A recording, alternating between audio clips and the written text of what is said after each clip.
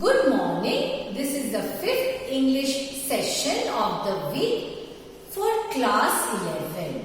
Do you remember what did we do? Yes, what did I teach you? We had a question answer session, objective question answer session, and I know you guessed all the answers. You were able to get all the answers correct, right? Okay. Now, one more question answer session. So, let's begin. It's from the lesson, The Portrait of a Lady by Khushwant Singh. So, let's begin. The author found it hard to believe that his grandmother was old, that she was young and pretty, and even had a husband, that she was impolite, that his grandmother was sick. So, what's the correct answer? I'm sure you got it. Let's view the answer. So, the correct answer is that she was young and pretty and even had a husband. Got it right? Yes. Next question. The author's grandmother had been old and wrinkled for 25 years, 10 years, 20 years or 5 years. So the right answer is, let's view the answer. The right answer is 20 years. That's the correct answer. Now the next question. The birds had come only to see the grandmother eat the breadcrumbs, chirrup, mourn the death of the grandmother. Why did they come? Let's see what's the answer. Mourn the death of the grandmother. That's why they had come there. Right. Now the next question. Grandmother did not want to waste her time in taking medicines, praying, sleeping, talking to the family. What's the correct answer? Let's see. What's the correct answer? Talking to the family. She did not want to waste her time talking to the family. Next question. The change that came over her was, she did not pray, she went to sleep early, she fell ill, she fainted. What happened? Let's see the answer.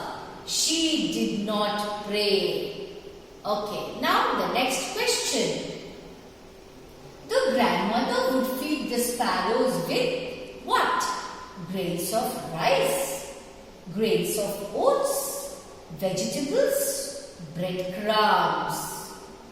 Answer is, what is the right answer? Breadcrumbs. Next question.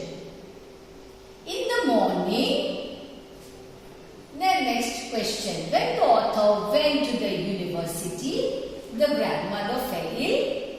The grandmother died. The common link of friendship was snapped. What is the right answer? The common link of friendship was snapped. Yes, that's right. The next question. In the morning, the grandmother, what did she do? Vomited, had mild fever, had an upset stomach, caught viral disease. The right answer is, let's view the answer, had mild fever. Correct. Now the next question. The grandmother relaxed in the afternoon by praying, beating the drum, singing, feeding the sparrows. What did she do? What is the right answer? Let's see the answer. Let's view the answer. Feeding the sparrows is the correct answer. Now, the next question. She would never have been pretty, but she was always beautiful. The author means that. What does the author mean? His grandmother was ugly. His grandmother was nice. She was polite. So the correct answer is, what's the correct answer? She was good and pure at heart and not in looks. Okay. Now the next question. Kushwant Singh's grandmother was not pretty but was always beautiful. Explain the meaning of this statement. Now these are not objective questions, okay? You have to give the meaning of that. You have to explain in details. Now let's have a look at the answer. The author's grandmother was not a good-looking woman, but despite her unattractive physical appearance, there was a certain calm and serenity that surrounded her. She had spiritual beauty that made her more divine and attractive. Once again, I will repeat the answer. The author's grandmother was not a good-looking woman. That is, she was not beautiful, but she was very good at heart. But despite her unattractive physical appearance, unattractive means she was not beautiful. There was a certain calm and serenity that surrounded her. She was always calm, full of peace and serenity. She had spiritual beauty because she was highly religious. That made her more divine and attractive. So her spiritual beauty is what made her very, very attractive. So that is how she was beautiful. Now the next question. What was the happiest moment of the day for the grandmother? Once again, I repeat the question. What was the happiest moment of the day for the grandmother? Now let's see what's the answer. The happiest moment for the grandmother was when she fed the sparrows with breadcrumbs in the afternoon.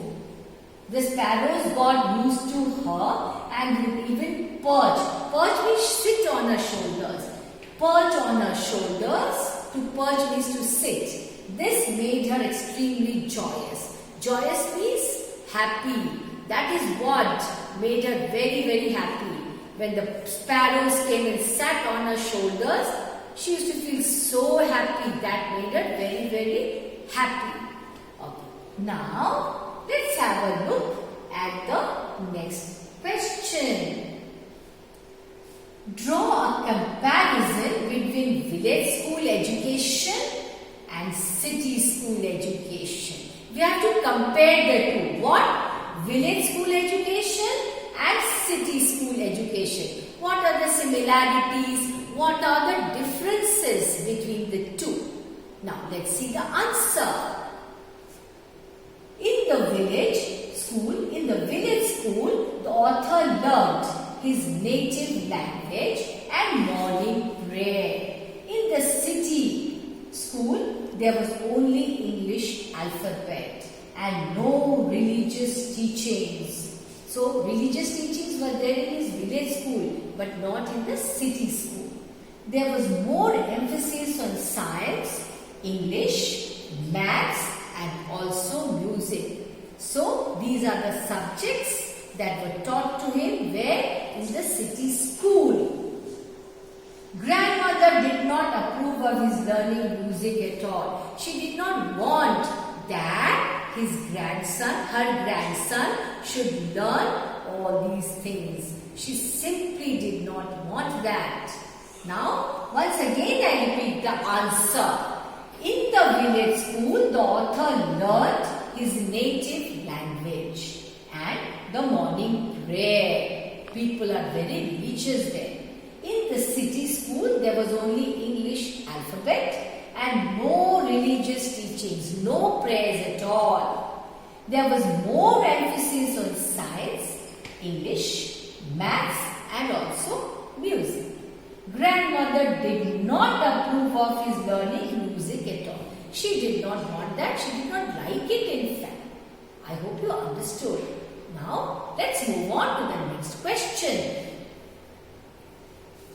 That was the turning point in our friendship. What was the turning point? Let's see. Let's have a look at the answer. Let's have a look at the answer. The turning point in the friendship came when they shifted to the city.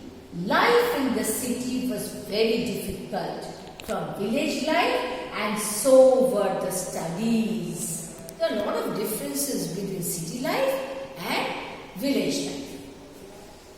Grandmother could not help him with his studies and could not go to the school with him.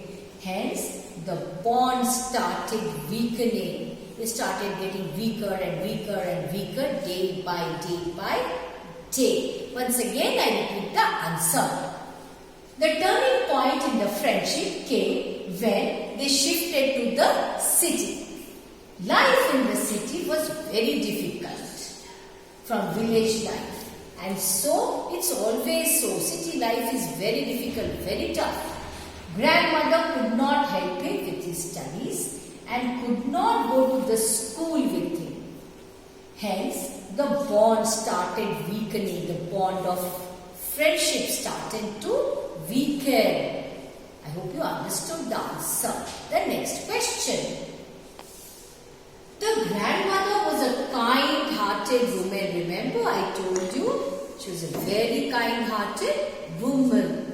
Give examples in support of your answer. So let's have a look at the answer.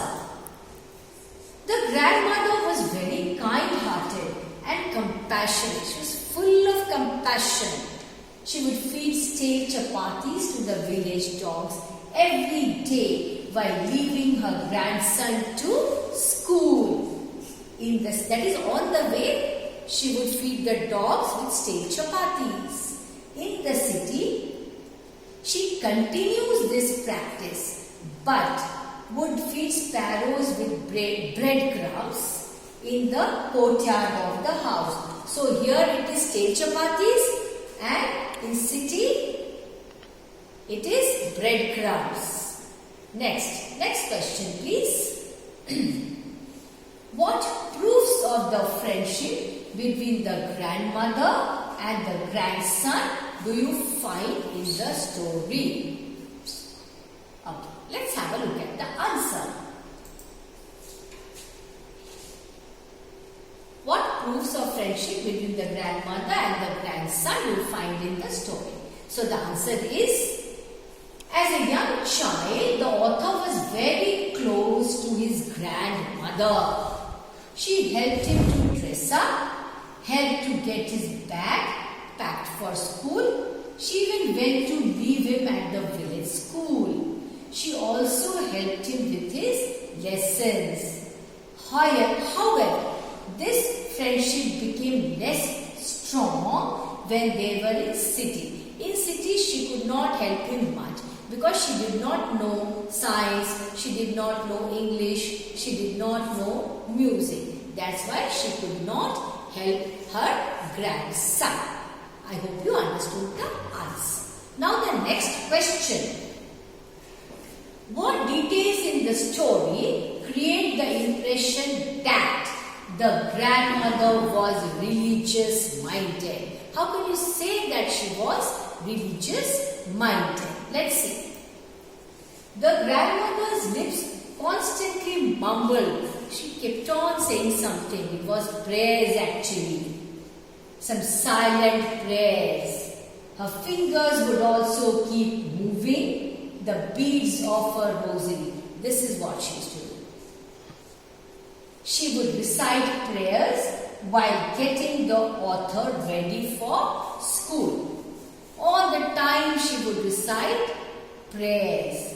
While the author would be studying in school, she would be in the temple, busy praying, reciting prayers, reading the religious scriptures. So author would be busy in his school and she would be busy reciting her prayers. Next question. Why was it hard for the author to believe that his grandmother was once young and pretty? Let's see the answer. The author had only seen and known his grandmother as an old woman. It had been the same situation for 20 years. There is no change that he finds in her. As a child, therefore, he found it hard to believe that she was young and pretty once. Once upon a time that she was a pretty, very hard for him to believe. Why? Because all that he is able to see is wrinkles, wrinkles and wrinkles on her entire body. Next question. What was the grandmother's opinion about music? Let's have a look at the answer. According to the grandmother, music was lewd. Lewd means full of obscenity, not good. Lewd associations and was not meant for gentlefolk.